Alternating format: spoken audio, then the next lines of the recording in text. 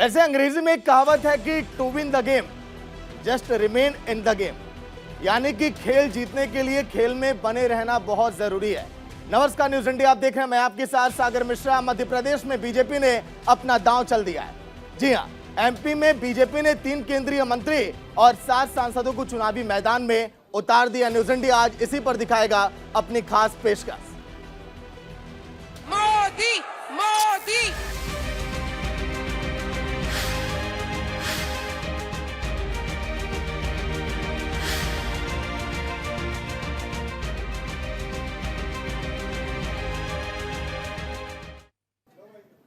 वैसे हिंदुस्तान का दल यानी कि गोंडवाना लैंड, जो अपनी सांस्कृतिक और आध्यात्मिक विरासत के लिए जाना जाता है, फिलहाल इस हिंदी भाषी और आदिवासी बाहुल राज्य में चुनावी बयार इस समय जोरों पर है। भले मौसम में ठंडी लौट रही है, लेकिन चुनावी दंगल ने राज्य की चुनावी गर्मी को और भी ज्यादा बढ़ा दिया है। 2018 में कमलनाथ की सरकार तो बनी, लेकिन 15 महीने में कैसे गिर गई आप सभी ने देखा। इसके बाद 23 मार्च 2020 को चौथी बार शिवराज बने सीएम और उनका कार्यकाल फिलहाल अभी तक जारी है। इस साल के आखिर में राज्य में चुनाव होने वाला है। ऐसे में सबसे बड़ा सवाल यह है कि मामा और कमलनाथ की इस समय लड़ाई किस तरफ जा रही है और इस बार राज्य की खामोश जनता किसे अपना पहचान बनाएगी, क्योंकि कमलनाथ इस बार पूरे जोश में है, चुनावी बिसात बिछाने में जुटे हैं। लेकिन बीजेपी ने भी कांग्रेस को एक बार फिर से पटखनी देने की पूरी तैयारी कर ली है। चुनावी संग्राम में अपने पुराने अंदाज में बीजेपी अब लौट आई है, केंद्रीय योद्धाओं को भी मैदान में उतार दिया। लेकिन अब देखने वाली बात यह होगी कि आखिर शिवराज 5वीं बार कमल खिला पाएंगे या फिर कमलनाथ का पंजा कमल को पंच देगा। आपको दिखाएंगे पहले एक रिपोर्ट, फिर न्यूज इंडिया करेगा उन तमाम मेहमानों से चर्चा की आखिर बीजेपी कांग्रेस की कैसी है तैयारी। मोदी मोदी मोदी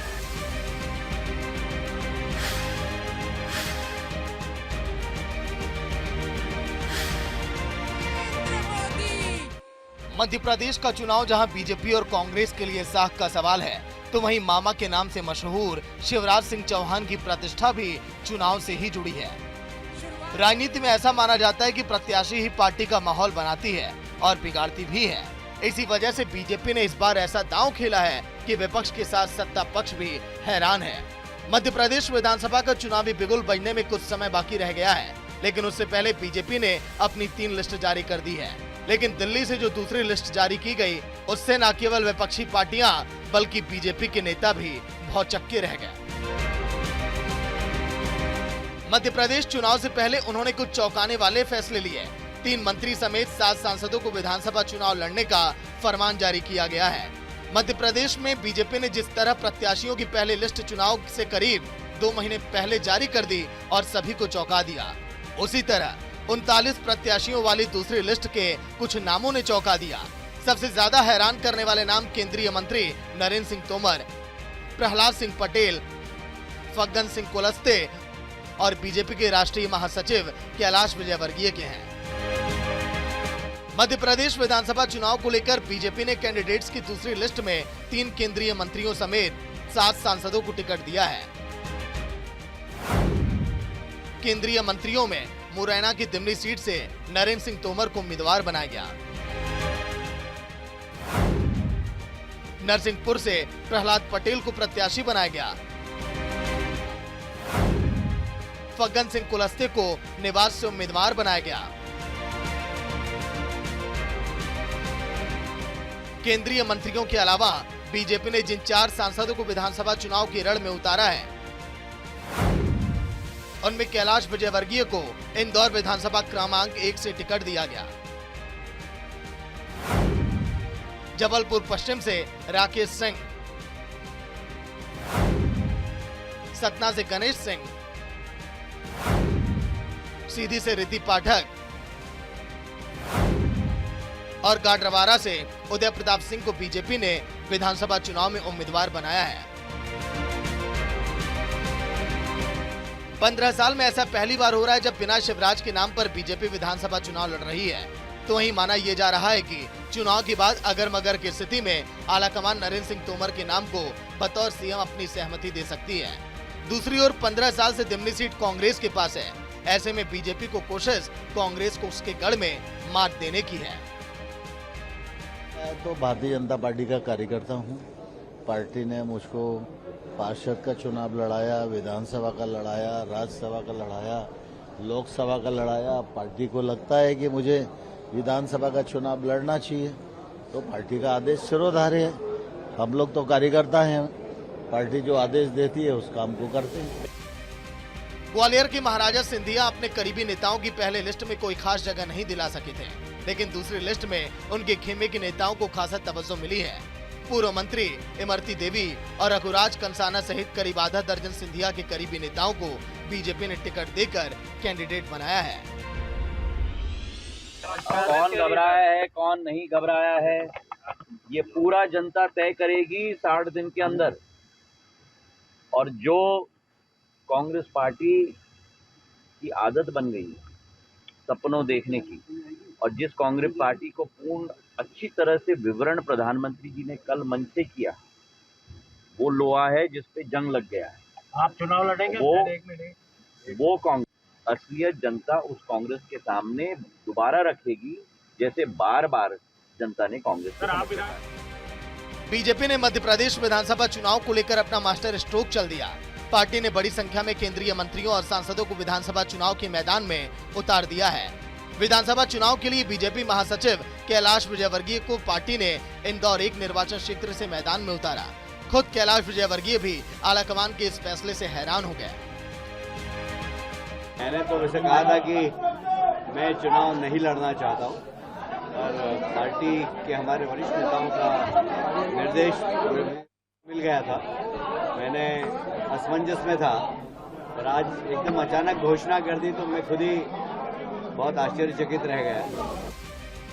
बीजेपी की तरफ से 3 लिस्ट जारी किए जाने के बाद सीएम शिवराज का भी बयान सामने आया। सीएम शिवराज सिंह चौहान ने कहा कि अद्भुत है, अभूतपूर्व है, इसने बीजेपी की महाविजय को सुनिश्चित कर दिया है। ये अद्भुत है, अभूतपूर्व है, और इसने भारतीय जनता पार्टी की महाविजय को सुनिश्चित कर दिया है।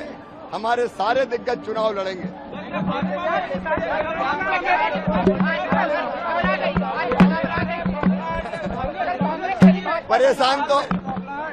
परेशान तो कांग्रेस है, परेशान है, कुछ समझ में नहीं आ रहा उनको हो क्या रहा है। वहीं कांग्रेस ने अभी तक अपने पत्ते नहीं खोले हैं, लेकिन बीजेपी के उम्मीदवारों के ऐलान पर निशाना साधा है। कमलनाथ ने अपनी प्रतिक्रिया देते हुए कहा कि बीजेपी ने झूठी उम्मीद का अपना आखिरी दांव खेला, लेकिन मध्य प्रदेश के लोग बीजेपी की विदाई की तैयारी में हैं।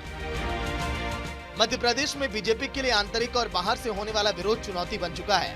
अब पार्टी ने इसे रोकने के लिए विधानसभा चुनाव में दिग्गजों को मैदान में उतारकर एक बड़ा दांव खेल दिया। राज्य में इस साल के अंत में विधानसभा चुनाव होने वाले हैं, जो बीजेपी के लिए कतई आसान नहीं है। लिहाजा इन परिस्थितियों में उसके लिए पार्टी के ही नेताओं का विरोध नई चुनौती बन रहा है।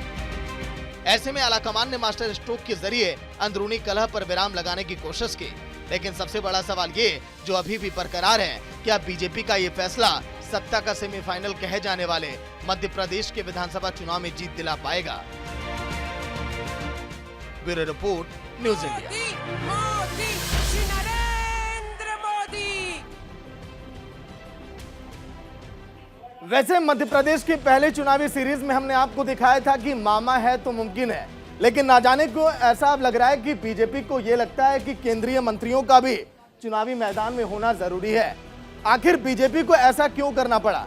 क्या बीजेपी की कोई ये चाल है, कोई रणनीति है, या फिर बीजेपी की यह मजबूरी बन गई है? सवाल यह भी है।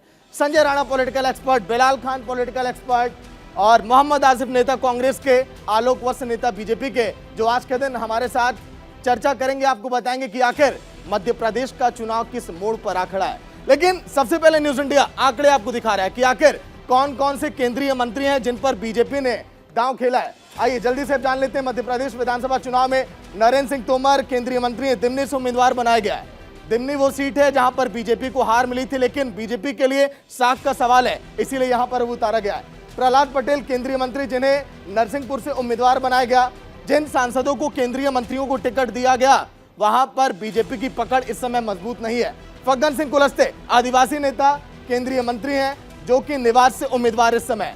आदिवासी बहुत बड़े चेहरे हैं फग्गन सिंह कुलस्ते, इसीलिए इनको भी चुनावी मैदान में उतार दिया बीजेपी ने। कैलाश विजयवर्गीय कई बार महामंत्री रहे, पश्चिम बंगाल के चुनाव में आपने देखा बड़ी जिम्मेदारी भी इन्होंने निभाई।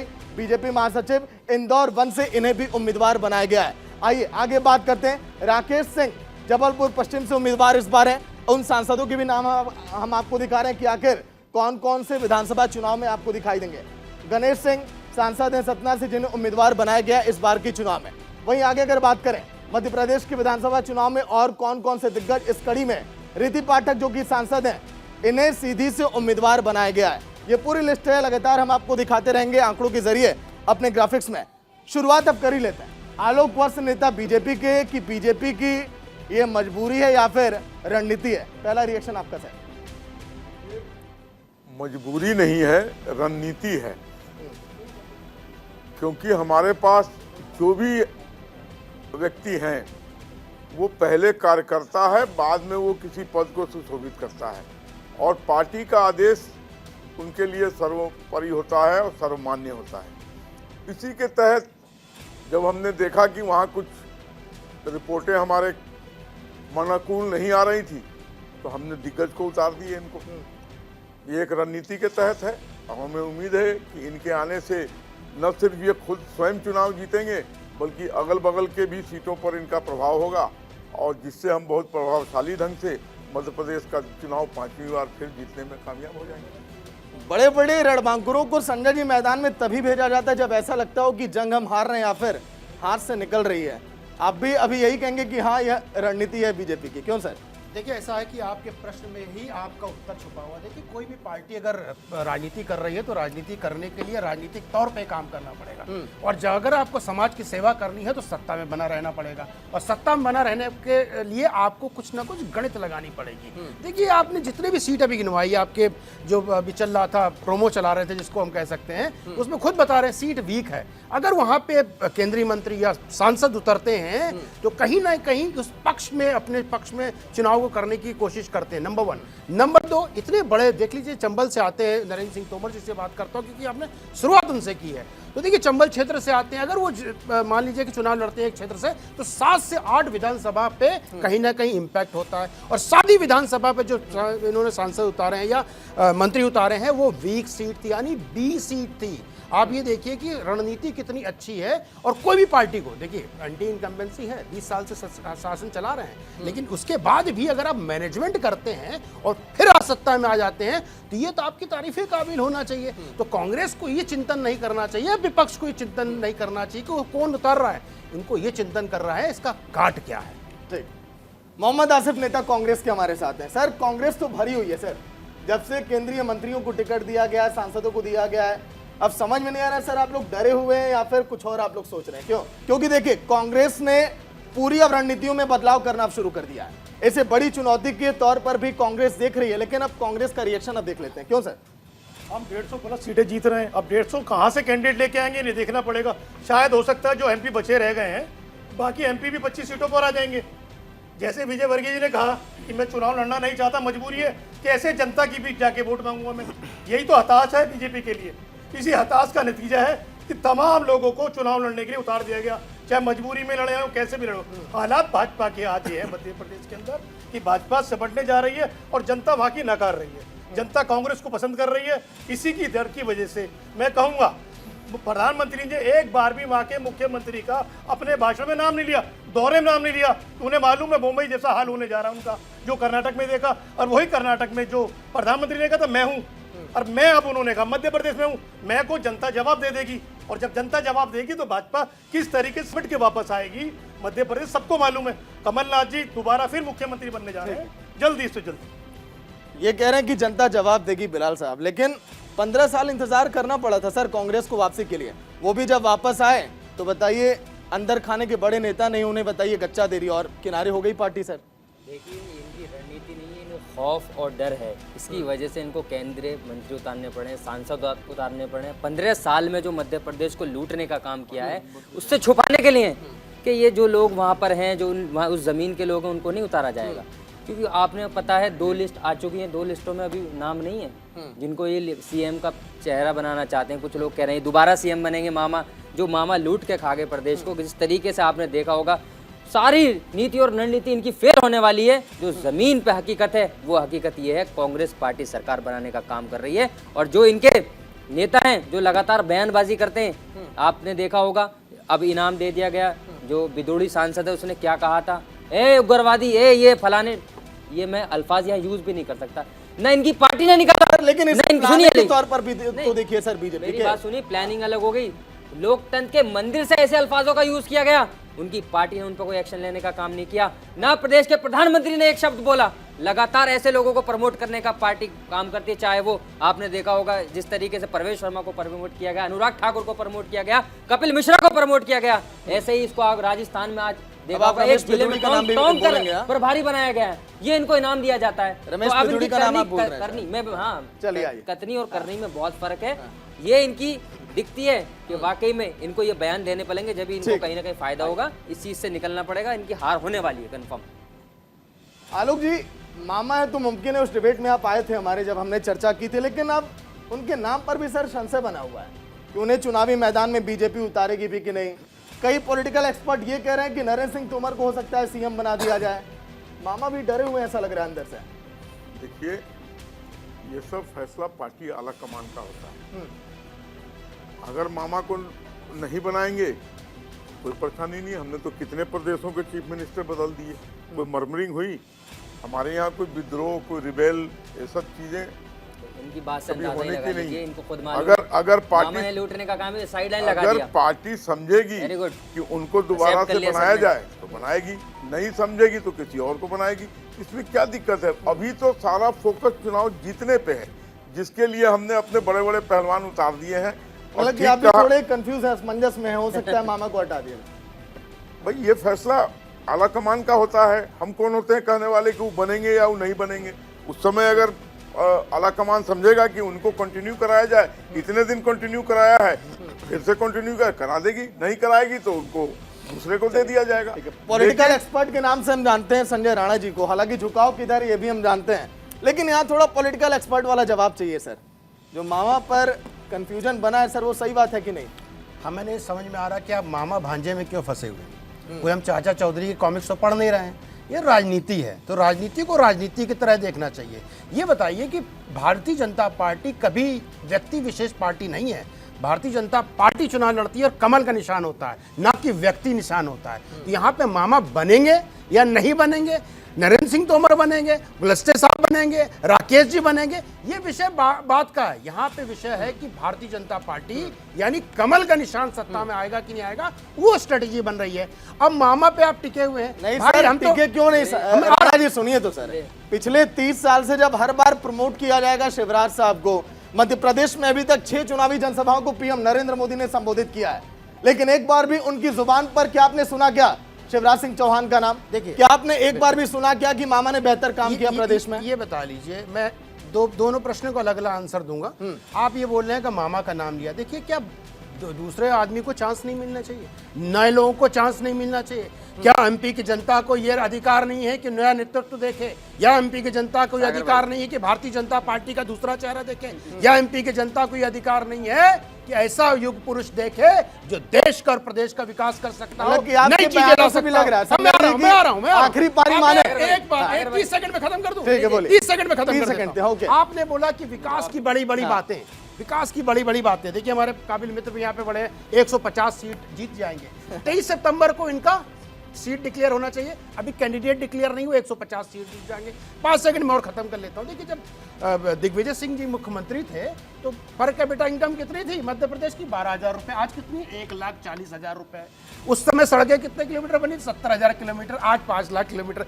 भाई, आंकड़ों में अंतर है। ये नहीं बोलता कोई मुख्यमंत्री ने काम नहीं किया, दिग्विजय ने भी किया काम होगा, मामा जी ने भी काम किया होगा, लेकिन ये आप कैसे बोल सकते हैं आने वाली जनता जो नेता होगा वो काम नहीं करेगा? सबको चांस मिलना चाहिए। आप एंकर हैं, आप सीनियर हो जाएंगे, कोई नया आएगा, वो सीनियर हो जाएगा, कोई नया आएगा। भैया, बदलाव ही जीवन है।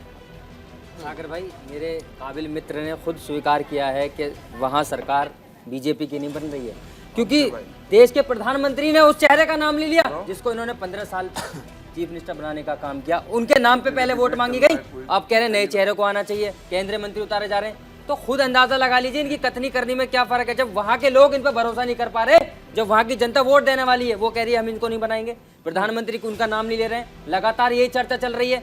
तो खुद आप इससे अंदाजा लगाइए कांग्रेस कितनी मजबूत है। और कमलनाथ का एक ही चेहरा है जो सीएम बनकर आपको लोगों को पता चल जाएगा कांग्रेस पार्टी की वहाँ सरकार बनने का काम कर रही है। राहुल गांधी का सीधा संदेश है जोड़ने का, इनका संदेश है आपस में लड़ाने का, मंदिर मस्जिद करने का, भाई को भाई से लड़ाने का संदेश ये शुरू से देते हैं। अगर ये कार्रवाई कर देते तो हम मानते वाकई में सेकुलर लोग हैं, लेकिन ये ऐसे लोगों पे कार्रवाई नहीं करेंगे जो संसद से गाली देने का काम करते हैं। प्रधानमंत्री को आप लोग यहाँ दिल्ली क्यों भाग आते हैं? फिलहाल से मध्य प्रदेश और दिल्ली की दूरी देखिए। दिल्ली से लोग आ रहे हैं, वही लोग जो संसद में बैठे हैं दिल्ली में, मध्य प्रदेश के मुद्दों पर बात कर रहे हैं सर, जमीनी हकीकत पर बात। नरेंद्र तोमर जी कहाँ से आए? संसद से उठ कर आ रहे हैं ना, वहाँ पहुंच रहे हैं। मध्य प्रदेश में इलेक्शन लड़ने चले, कहाँ से जा रहे हैं? वहाँ से उसको गए कहाँ से गए तो यहीं से गए, लेकिन कहाँ बैठे? उस लोकतंत्र के मंदिर में बैठे हैं जहाँ पर गाली गुप्तार हो रही है, जहाँ पे लगातार इस तरीके की बातें की मारने काटने की हमारे बिलाल भाई तो ऐसे चिल्ला चिल्ला के बोल रहे हैं कि दानिश अली कोई युग पुरुष है। दानिश अली कोई भी सांसद हो, किसी को गाली देने का अधिकार नहीं है संजय भाई। हरिश्चंद्र कोई भी हो, है, चाहे वो अरे बीजेपी का दानिश अली सांसद का हो, इतिहास सबको उसको पता है। आप बहुत जस्टिफाई कर रहे हैं, ऐसे ही लोग हैं। ये मुद्दा दानिश अली है। ठीक है राणा जी बिलाल साहब, लेकिन हम उन मुद्दों को लेकर आएंगे, कहेंगे कि आप ऐसे लोगों पर कार्रवाई न करके। आइए सर, चुनाव अभी नहीं है सर, चुनाव आने दीजिए, जो लोग 80-20 की चुनाव बात आने करते हैं, दीजिए। वो कहाँ मध्य प्रदेश में चलिए वोट मांगेंगे? हमारे दो पॉलिटिकल एक्सपर्ट आप लोग आइए सर, लगातार यही आइए सर, करने वाले लोग। एक मिनट, हमारे पॉलिटिकल एक्सपर्ट जब आप लोग इतना बेहतर बोलते हैं लगता है टिकट आप लोग को ही मिलने वाला है। चलिए एक ब्रेक पर जा रहे हैं, चर्चा लगातार जारी है। मध्य प्रदेश के इस चुनावी समर में जिन केंद्रीय मंत्रियों को जिम्मेदारी मिली है, इसके बाद एक एक जोन को लेकर हम चर्चा करेंगे कि आखिर किसकी पकड़ कहां पर है मजबूत। कहीं मत जाइएगा, जल्द हाजिर हो। मोदी मोदी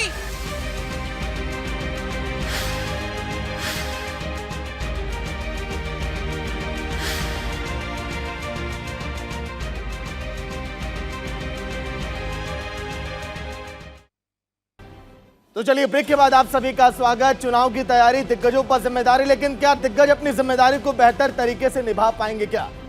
मध्य प्रदेश की अगर बात करें तो 5 जोन में मध्य प्रदेश यहां पर बटा हुआ है, लेकिन उन 5 जोन में सबसे महत्वपूर्ण जोन अगर कुछ है तो है मालवा निमाड़।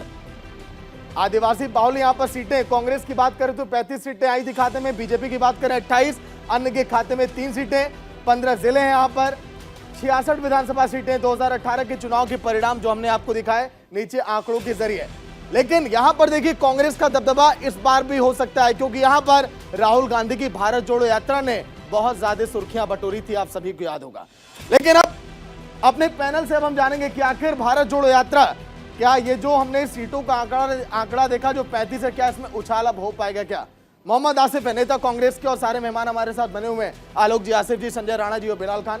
आसिफ जी, भारत जोड़ो यात्रा से क्या लग रहा है कि ये जो 35 सीटें हमने आपको दिखाई, अब इसमें संख्या बढ़ोतरी की उम्मीद तो जग रही होगी? संख्या बढ़ रही है। किस तरीके से हमने देखा मध्य प्रदेश के अंदर महाकाल की नगरी में, उज्जैन के अंदर जो बेटी के साथ 12 साल की बच्ची के साथ होता है और सरकार चुप रहती है, महिलाओं की बात करती है, और नहीं महिलाओं की बात जब उजागर होता है, उजागर होने के बाद में सरकार ने कार्रवाई की है। आसिफ जी, आदिवासी सीट की बात, गलत बयानी, आदिवासी सीट की बात हो रही है सर। फग्गन सिंह कुलस्ते का भी जिक्र हम कर रहे हैं आपके सामने, बहुत बड़े आदिवासी चेहरे बताइए, वो भी हैं चुनावी मैदान में इस बार।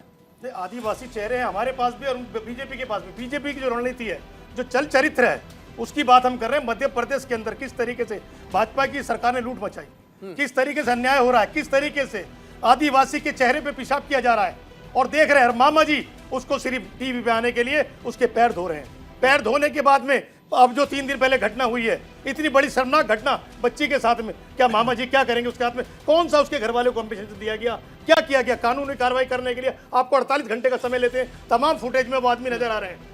तो मैं ये कहूंगा मध्य प्रदेश की जनता को मालूम है किस तरीके से भाजपा ने हमारे साथ किया है। आज वह नेतृत्व की इतनी बड़ी कमी हो रही है, देश के प्रधानमंत्री को भी ढूंढ के लाने पड़ रहे हैं। जवाब सर, छोटा छोटा।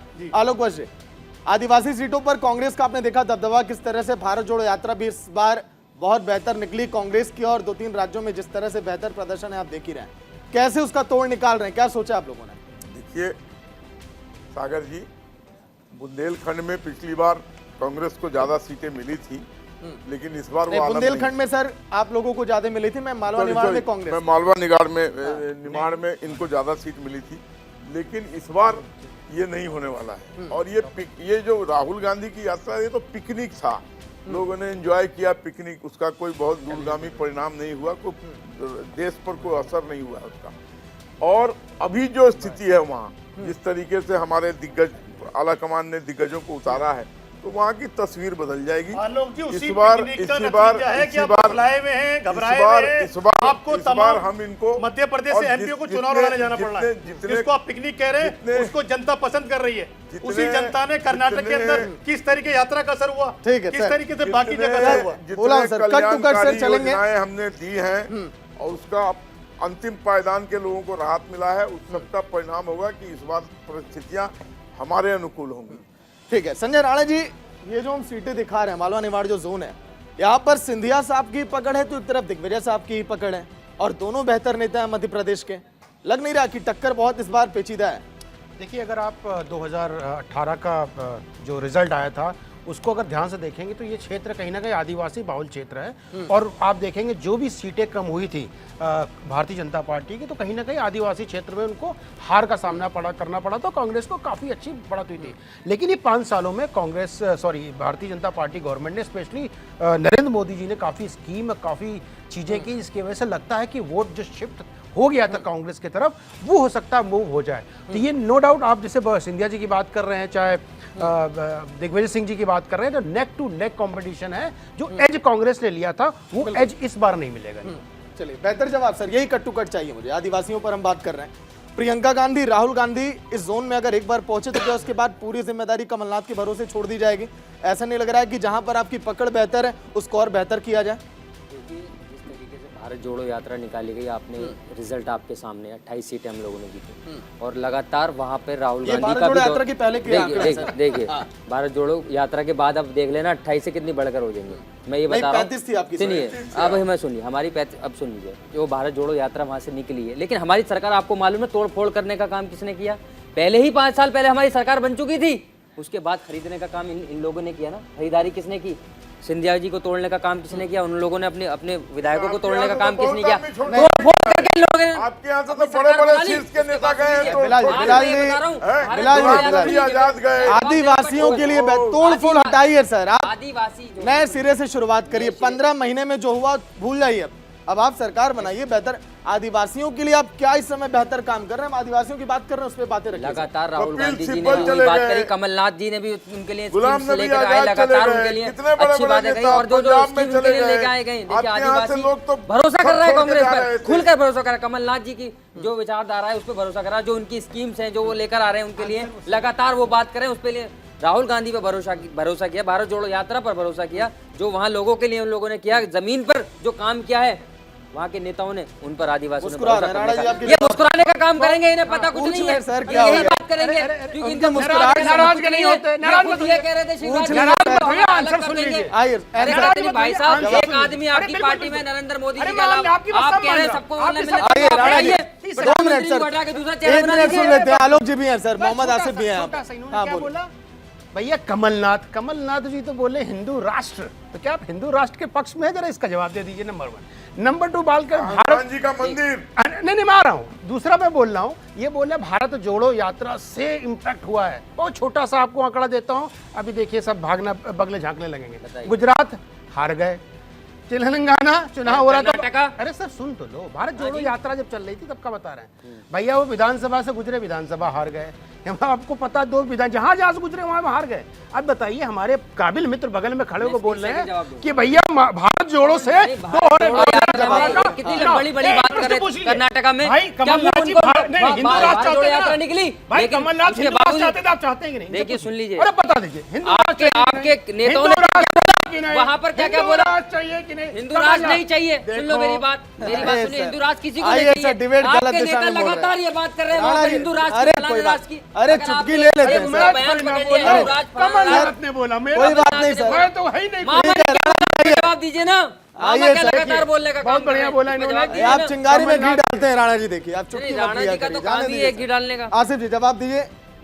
प्रियंका गांधी, राहुल गांधी को लेकर हमने सवाल किया, लेकिन अब मैं योजनाओं के बारे में जानना चाह रहा हूं सर। अगर हम आदिवासी सीट पर चर्चा हम कर रहे हैं, कुछ प्रमुख दो चार योजनाएं बताइए कि आपकी तरफ वोटर आएंगे सर, क्यों भरोसा करें। अब तो बीजेपी के बताइए बड़े बड़े नेता आदिवासी वोटरों को लुभाने के लिए। तो सबसे ज्यादा जरूरत है आदिवासी हो या देश की गरीब जनता हो, सबको अपना चूल्हा जलाना है, पेट भरना है। किस तरीके से हमारी पार्टी ने 5 स्कीमें लागू की। 1500 रुपये महिलाओं को दिए जाएंगे, वो आदिवासी महिलाएं भी हैं। 500 में सिलेंडर, क्योंकि शिवराज सिंह चौहान को मालूम है कि मैं जा रहा हूं तो उससे नीचे ले आऊं, लाते तो पहले लेके आते ना जब आए थे। और बहुत सारी ऐसी योजनाएं जो महिलाओं के लिए हैं, आदिवासियों के लिए। रही दुराना जी की बात कि तेलंगाना में चुनाव हुआ, जिस तरीके से तेलंगाना के अंदर चुनाव हुआ, कांग्रेस छोड़ के एमएलए बीजेपी में गए, जमानत जब्त हो गई। हिंदुस्तान का सबसे महंगा चुनाव उस सीट पे लड़ा गया 500 करोड़ का, फिर भाजपा हार गई। अभी उत्तर प्रदेश के अंदर एक एमएलए समाजवादी छोड़ के भाजपा गए, वो बाई इलेक्शन हार गए। तो तमाम जगह तो भाजपा चुनाव आ रही है, तमाम ऐसे लोगों को साथ लेके आती है, लुभावने देके आपको आएंगे, मंत्री बनाएंगे, आपको ये बनाएंगे, आपको वो बनाएंगे। जब जनता की बीच वो जाते हैं, जनता उन्हें नकार रही है। तो ये नतीजा है ना। तो इसीलिए हम कह रहे हैं जनता का मूड चेंज है, जनता भाजपा से मोहभंग होता जा रहा है। और उस मोहभंग का नतीजा है कि केंद्र सरकार को, तमाम लोगों को अपने जनता के बीच में लाना पड़ रहा है। ऐसे चेहरों को, जिन चेहरों ने, तोमर जी और बहुत सारे चेहरे हो जो मंत्री हैं, उन्होंने मध्य प्रदेश में कोई काम नहीं किया। उन्होंने कहा जो करेंगे मामा जी करेंगे। आज मामा जी बेभरोसे हो गए। ठीक है आलोक जी, कैलाश विजयवर्गीय से जब बातचीत की थी मीडिया कर्मियों ने, तो उन्होंने कहा कि मुझे तो पता ही नहीं था कि मुझे विधानसभा चुनाव में उतार दिया जाएगा। फग्गन सिंह का यही कहना था, लगभग यही नरेंद्र सिंह तोमर का रिएक्शन आया। नेताओं को पता ही नहीं कि उन्हें विधानसभा का टिकट मिल रहा है, आप चुनावी मैदान में जाइए। सर ऐसा खतरनाक से सरप्राइज सर क्यों? देखिए, भारतीय जनता पार्टी खासकर मोदी जी के नेतृत्व में समय समय पर कुछ इस तरीके का भौचक चीजें पैदा कर देती हैं। अरे हैं तो हमारी पार्टी के ही, कोई बाहर का नहीं है ना, हमारे पार्टी के। हम उनको वहां से कहे कि जाइए वहां, तो ये तो कप्तान के ऊपर डिपेंड करता है अपने प्लेयर को कहाँ इस्तेमाल करेगा। जहां उसको कमजोरी नजर आती है वहां मजबूत प्लेयर उतारेगा। वही कवायद हो रही है और कोई बात नहीं है। और उस कवायद में हम सक्सेस होंगे। हमारे एक अगर केंद्रीय मंत्री जाते हैं, खुद तो जीतेंगे ही, अगल बगल के 10-12 सीट को भी प्रभावित करेंगे। और इसी तरीके से तारीफ करनी होगी। महिला विधेयक बिल लेके आए, अचंबा था, सब लोग परेशान थे कौन सा बिल आएगा। जब बिल आया तो ये कह दिया गया 2029 में। महिलाओं की सम्मान की बात करने वाले, मैं दिल्ली के सत्यवती कॉलेज की बात करूंगा। देखिए सर, अगर आप पैर बदलेंगे तो आप फंसेंगे। नहीं सुनिए जरा, आप 60 बरस 2 सेकंड पैर बदलेंगे तो फंसेंगे। महिलाओं की बात कर रहा हूं सर, आपने तो पास भी नहीं करा पाया सर। मैं कह रहा हूं कि सर, मैं कह रहा हूं कि जमीन पर, धरातल पर वो बिल आइए हटा दिया गया। आप 60 सर, बताइए ना, वो विधेयक बेशक धरातल पर 2039 में लागू हो, बीजेपी ने सुर्खियां बटोर ली, महिलाओं का विश्वास जीत लिया सर, पास करा वही दिया। मैं कह रहा हूं ना आपसे कि इसी तरीके से एक सेकंड दीजिए ना।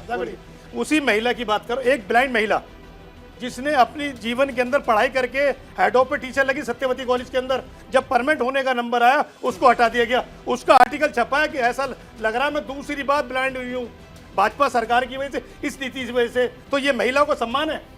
तो मैं आपके चैनल से गुजारिश करूंगा उस महिला को दोबारा से परमिट किया जाए। वहाँ पे एक ब्लाइंड है जो अपनी रोजी रोटी करती है। जी की बात का मैं जवाब देना चाहूंगा। अभी ये कह रहे हैं कि हमारे नेता, जब वो लोग जिन कैंडिडेट को उतारा जा रहा है वही श्योर नहीं है कि हमें करना क्या है, जो वहाँ कह रहे हैं कि अरे पब्लिक के हाथ जोड़ने पड़ेंगे, पैर पकड़ने पड़ेंगे। ये मेरा नहीं, मैं तो चाहता हेलीकॉप्टर में ऐसे हाथ हिला दूं, रोडों पे 15 यात्रा कर दूं, बस काम खत्म। लेकिन उनको यही नहीं पता, जो वहाँ से उनको लिस्ट आई तो वो खुद अचंभित रह गए। तो वो क्या लोगों के काम करेंगे, इनसे अंदाजा लगा लीजिए ना। इनकी कतली करने में क्या है। मैं यही कह रहा हूँ कि अगर वाकई में आपको लोगों के लिए काम करना है तो आपको पहले से होना चाहिए था कि हमें टिकट मिला। खुशी इनके नरेंद्र तोमर क्या कह रहे हैं, कैलाश विजयवर्गीय क्या कह रहे हैं, इनके एमपीज क्या कह रहे हैं, उनके बयान सुन लीजिए ना। उनको खुद पे अपने आप पे भरोसा नहीं है, मैं यहाँ कैसे आ गया। ठीक है सर, एक मिनट, यही उठा के जवाब देखिए। संजय राणा जी, आज आपने हर एक सवालों का सटीक जवाब दिया है। सटीक जवाब इस बार भी चाहूंगा, सिंगल फ्रेम में लीजिएगा, फिर अगले आंकड़े भी दिखाऊंगा दर्शकों को टच वॉल पे। सर, कैलाश विजयवर्गीय, फग्गन सिंह, उसके बाद ये जो 7 सांसद जो उतरे चुनावी मैदान में, इनको लेकर एक रिएक्शन कैलाश जी के बारे में आप कुछ कहना भी चाह रहे थे? सागर जी, सिंपल से बोलना, कैलाश विजयवर्गीय हैं कौन? भारतीय जनता पार्टी के कार्यकर्ता हैं, इससे ज्यादा उनकी हैसियत कुछ नहीं है। और भारतीय जनता पार्टी का चुनाव चिन्ह कमल है। तो सारे नेता जो भी चुनाव लड़ रहे हैं, चाहे वो नरेंद्र सिंह तोमर जी हो, चाहे वो दूसरे नेता हो, वो सारे के सारे नेता सिर्फ कमल के निशान पे लड़ते हैं। अगर कोई सोचता है कि मैं कमल से बड़ा हूं, पार्टी से बड़ा हूं, तो उसकी बहुत बड़ी गलतफहमी है। और आपने इतिहास देखा है, जिस पार्टी को छोड़ के गया है धरातल पे आ गया है। मेरी बात सुन लीजिए सर, आपके बीच में नहीं बोला, सुनिए। अरे अरे भाई नोटिस कैसे आ जाएगा भाई, क्यों ये बताइए। विजय वर्गीस क्या है, मैं प्रश्न पूछता हूँ, क्या है वो? एक सिर्फ नेता है जिनको बनाने वाला कौन है? भारतीय जनता पार्टी और वहां की जनता। उनसे बड़े ये नहीं है। अगर उनको लगता है कि बहुत बड़े हो गए, पार्टी से बड़े हो गए, भाई पार्टी छोड़ दें, चुनाव ना हार जाए तो कहिएगा विधानसभा छोड़ दिए, म्युनिसिपैलिटी का चुनाव नहीं जीत सकते। तो देखिए सब कहना अलग होता है, हर समय संगठन होता है, संगठन के लोग होते हैं, निशान होता है। शिवराज जी का भी कोई भी बड़ा पार्टी से नहीं हो सकता, कोई भी बड़ा चुनाव चिन्ह से नहीं हो सकता। अगर चलिए सर, देखिए आपके जवाब पे बिलाल साहब खुश हो गए कि आपने कैलाश जी की बुराई कैसे कर दी। बुराई नहीं की, मैं तथ्य रख रहा हूँ। बिल्कुल, पार्टी ये से उम्मीद नहीं रखते ना, ये उम्मीद नहीं रखते इस तथ्य की भी आपसे कि बीजेपी को लेकर आप ऐसा नहीं है। आइए, उन्होंने कोई बुराई नहीं की है, उन्होंने सकारात्मक बात की और सच्चाई की बात की। कल ये लोग पार्टी तोड़। देखिए आइए 2018 के आंकड़ों पर बिलाल जी लौट कर आऊंगा। सन 2018 को लेकर कि आखिर जीत का और हार का फासला कितना था। चलिए, मध्य प्रदेश के चुनाव में 10 सीटों पर जीत हार का अंतर 1000 से कम था। ये बहुत अहम, ये देखिए पॉइंट है, क्योंकि केवल फासला ही बताइए 5-6 सीटों का था। और इसके आगे अगर हम बात करें तो 10 सीटों पर जीत हार का अंतर आपने देखा जिस तरह से 1000 वोटों से कम। वहीं आगे अगर हम चलेंगे 18 सीटों पर जीत हार का अंतर 2000 से भी कम था। वहां पर पार्टियां किस तरह से रणनीतियां बना रही, क्योंकि यही 2-4 सीटें 18 सीटें बहुत मायने रखती हैं चुनाव के परिणामों में। और जो जादुई आंकड़ा 116 का 230 सीटों में, 30 सीटों पर जीत हार का अंतर 3000 से भी कम था। बहुत बेहतर आंकड़े हमारी टीम ने तैयार किए जो हम आपको दिखा रहे हैं, 1000, 2000, 3000। फिर उसके बाद 45 सीटों पर जीत हार का अंतर 5000 वोटों से भी कम का था। ये एक एक करके आंकड़े हम आपको बता रहे हैं। आगे अगर हम जिक्र करें इसी में तो सीएम शिवराज लगातार दौरा कर रहे हैं, ये बहुत अहम हो जाता है जिसके बारे में हमने बात की है। और बिलाल मलिक से मैं पहला रिएक्शन ले रहा हूं। यहाँ पर बिलाल खान, लगभग कई ऐसी सीटें आपने देखा 1000, 2000, 3000 जो हमारी टीम ने आंकड़े दिखाए। ऐसा नहीं लग रहा है कि इस बार का चुनाव भी बड़ा रोमांचक हो सकता है? हमको याद है सन 2018 को चुनाव 12-1 बज गए थे सर, परिणामों का इंतजार करते करते। देखिए इस बार का जो चुनाव है बहुत इंपॉर्टेंट चुनाव है। उसमें इन लोगों की हकीकत खुलने वाली है। जो बड़े बड़े केंद्रीय मंत्री उतार रहे हैं, सांसद उतार रहे हैं, खुद प्रधानमंत्री लगातार भाषणबाजी कर रहे हैं और वहाँ से हाथ दिला रहे हैं, रैलियाँ कर रहे हैं लगातार, ये एक्सपोज हो जाएंगे क्योंकि इनको मालूम है। मामा जी को साइडलाइन लगाने का काम कर दिया। मामा जी चुप नहीं बैठेंगे। सागर भाई, मैं आंकड़ों पे बात कर रहा हूँ। जो ये साइडलाइन लगा रहे हैं नेताओं को, जिनको इन्होंने 15 साल चीफ मिनिस्टर बनाया लोगों के बीच में कि भारतीय जनता पार्टी और मामा ये काम, अब उस मामा को साइड लगा दिया। बीजेपी बनना चाह रही है सर, यही प्लानिंग आप लोग नहीं समझ पा रहे हैं। 1000, 2000, 5000 कवर हो जाएगा। मामा को साइड किसने लगाया? मामा अभी भी चीफ मिनिस्टर हैं, मामा को साइड किसने लगाया है? अभी तक नाम नहीं आया लिस्ट में, खुद अभी प्रधानमंत्री ने एक बार भी नाम नहीं लिया। बात आंकड़ों की हो रही है, आंकड़ों पे मैं ये कहना चाहूंगा, डोंट वरी, आ जाएगा। आप देख लीजिए। अब ये बात करें कर्नाटका में जीतने का काम किसने किया, हिमाचल प्रदेश में जीतने का काम किसने किया, और आप देख लेना यही तो सवाल है। मारने का काम करी कांग्रेस। आलोक जी देखिए, लगभग 70 से 80 ऐसी सीटें हैं जहां पर 5000 से कम वोटों का अंतर रहा है। क्या लग रहा है कि ये जो भरपाई है, जो बीच की दूरी है, इसको आप कवर कर लेंगे क्या आपके नेता? क्योंकि यहाँ पर हमने काम किया है, हमने जनता को राहत दी है, हमारी कल्याणकारी योजनाओं से वो बहुत खुश हैं। और इस बार ये जीत इनको हम केंद्र की योजनाओं के दम पर क्या सर? हम 10-10 सर केंद्र की योजनाओं के दम पर क्या?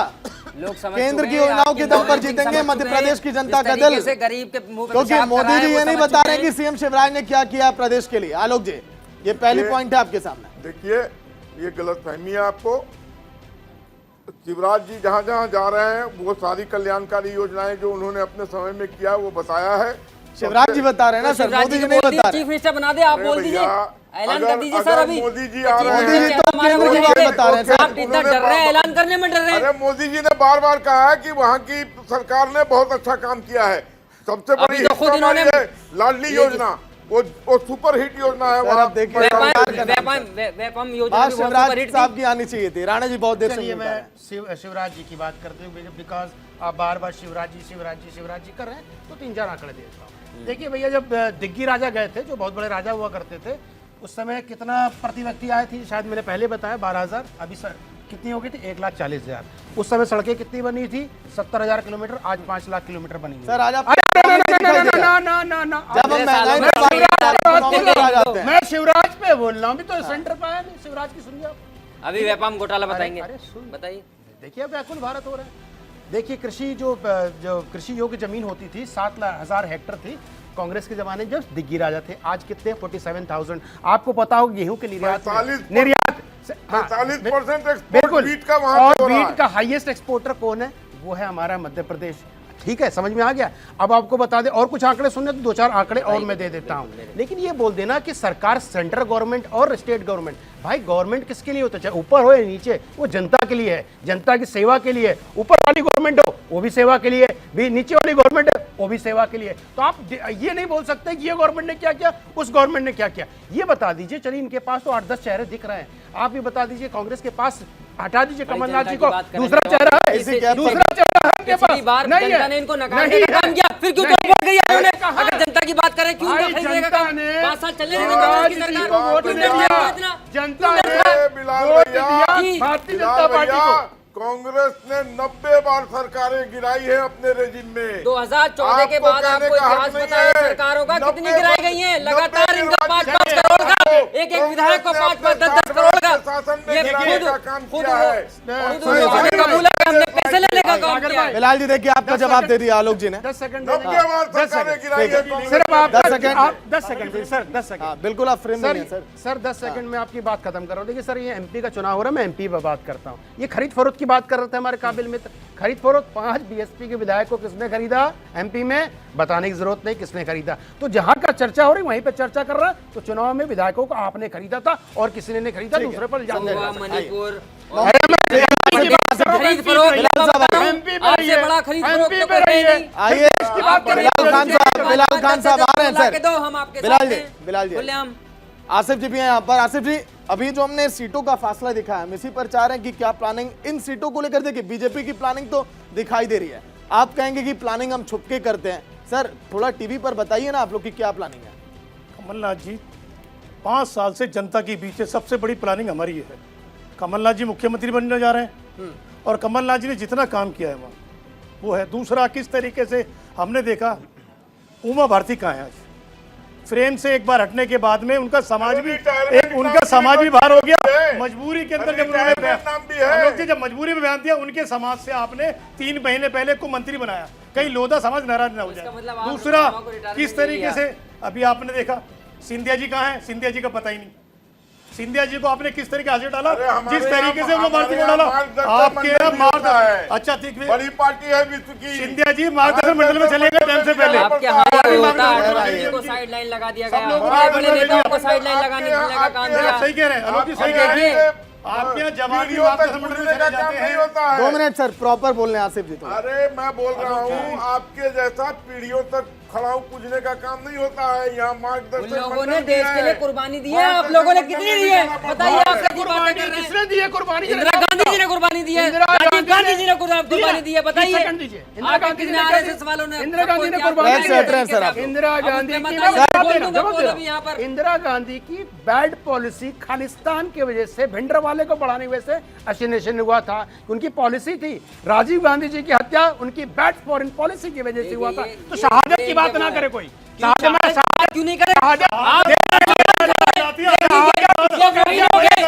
ठीक है सर आइए